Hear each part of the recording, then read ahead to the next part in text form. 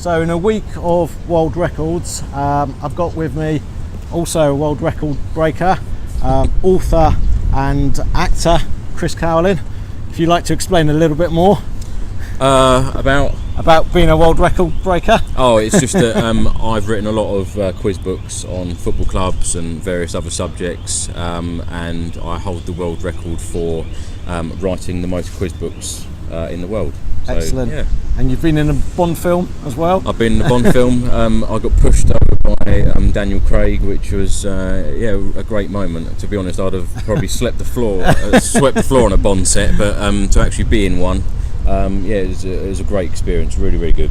Excellent. And obviously, Footie With Dad, one presumes you've got memories of being taken to football as a child? Oh, definitely. I went to many games as a child, and my favourite player from childhood was Jurgen Klinsmann. I used to badger my dad all the time about bringing me to White Hart Lane every time I saw him play.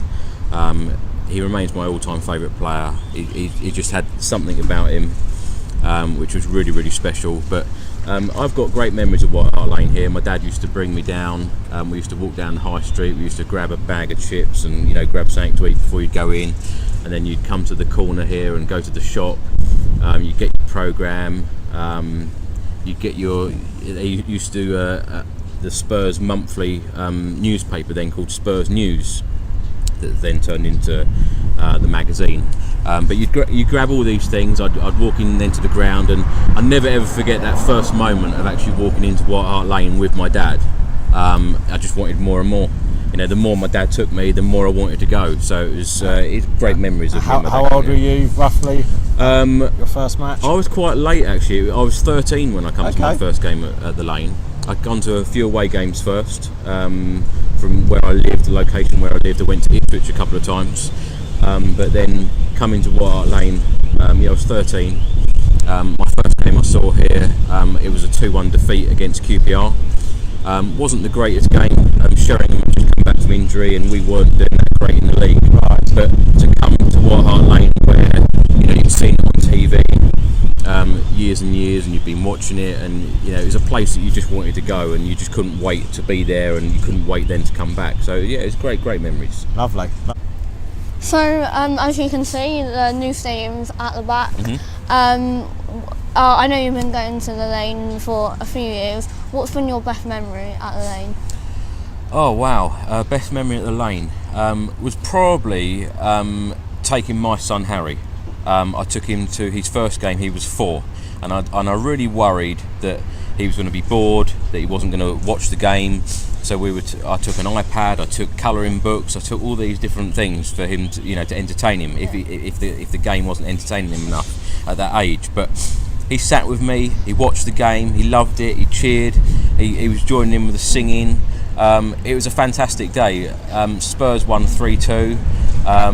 I normally drive here, but that day I took the train down, and it was just a really relaxing day. Really nice, loved it, and another great memory is when I brought my daughter here as well, because these are memories that you never ever forget when you're bringing your son and your daughter. Recent memories of the finale season. Obviously going unbeaten here also. Absolutely brilliant record. But the last 12 months at White Hart Lane has been it's been a great place to be, a great place to come to. The atmosphere and the real buzz about Spurs. And hopefully there's only 7-8 more months until we move into this magnificent. I can't wait. I really can't. I can't wait to get a first glimpse in that new stadium, and once the pitch and the turf goes in, you just can't wait to actually look around, get in there and take your seat and start cheering them on. It would be absolutely buzzing. Okay, so Chris, thanks very much for chatting to Footie With Dad. On the 3rd of January we are launching our new website, www.footiewithdad.com. We're also on Twitter, Footie With Dad, and on Facebook and Instagram and LinkedIn. But remember, please, if you can donate, please do donate at www.justgiving.com/fundraising/Footie With Dad.